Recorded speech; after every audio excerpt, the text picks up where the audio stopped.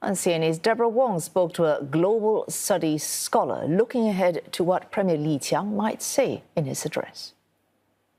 President Xi Jinping met with Secretary General Antonio Guterres in Shenzhen summit and saying that China pledges to work closer with the UN.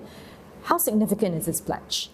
United Nations provide a perfect platform that allows China to carefully, gradually advance into global governance. The ordinary Chinese people, or the great majority of them, still do not have a strong will and determination to shoulder the burden of the global leadership. So overall, I think China will contribute more, but not that much as expected. China noticed the limits and also the advantages of the United Nations.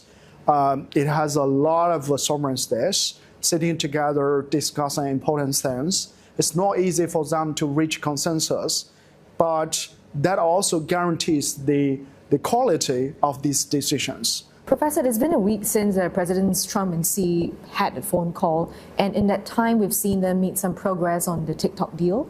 What do you think this means for the greater US-China relationship going forward, especially in the context of the current trade war? In the past, US politicians called the TikTok as a national security concern. But if you look at the details, they need to try very hard to explain why this involves the national security concern.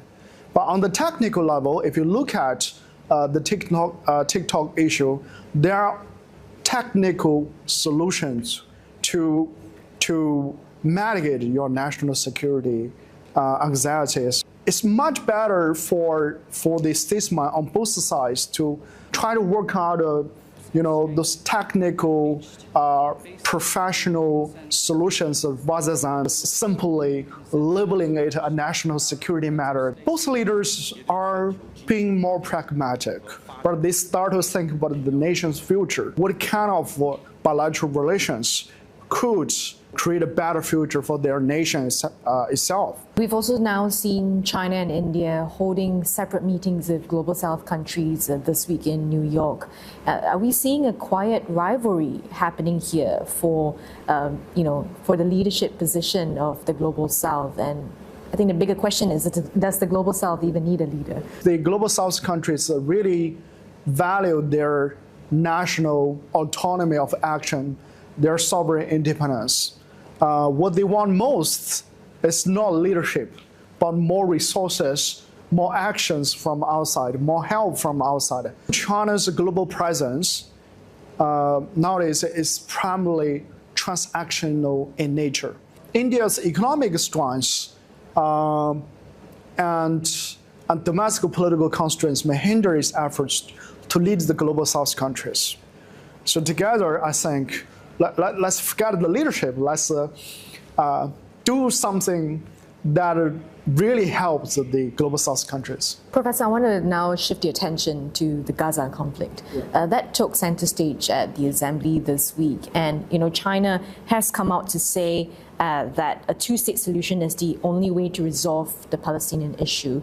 Now, we're seeing an increasing number of Western nations formally recognizing the state of Palestine. China has been always firmly supporting the two-state resolution.